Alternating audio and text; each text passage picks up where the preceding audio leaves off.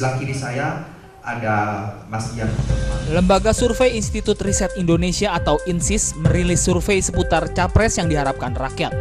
Dalam survei yang dilakukan sejak tanggal 4 Desember 2013 sampai 8 Januari 2014 terhadap 1.070 orang responden di 34 provinsi di seluruh Indonesia.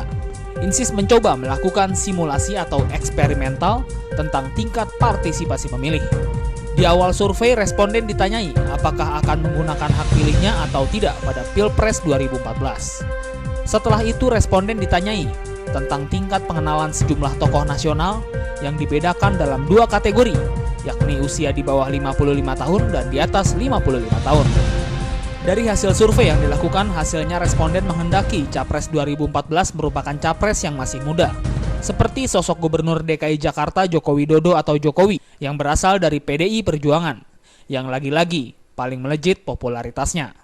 Di bawah Jokowi terdapat nama Wakil Ketua DPR yang juga Ketua DPP Golkar Priyo Budi Santoso, dan di urutan ketiga terdapat nama Hari Tanu Sudibyo, melonjak pesat sebagai tokoh muda di bawah 55 tahun.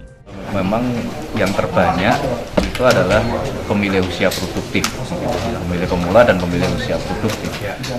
Jadi ketika muncul fenomena bahwa ternyata partisipasi pemilih akan lebih tinggi ketika capres-capresnya itu di bawah 55, itu tidak lepas dari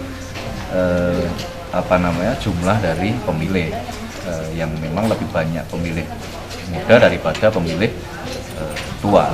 Jadi tapi ini juga tidak bisa menjadi kesimpulan sederhana, gitu. Tidak bisa menjadi kesimpulan sederhana karena peneliti INSIS Mukhtar W. Utomo menambahkan popularitas tokoh muda dianggap dapat menjadi modal penting dalam Pilpres 2014. Karena dari hasil survei yang dilakukan lembaganya terungkap bahwa mayoritas responden menilai penting adanya regenerasi kepemimpinan nasional, di mana total responden yang mengatakan regenerasi kepemimpinan penting dan sangat penting mencapai 93,44%, sedangkan yang mengatakan tidak penting dan sangat tidak penting hanya 2,71%. Dari Jakarta, Muhammad Adam Irhas melaporkan.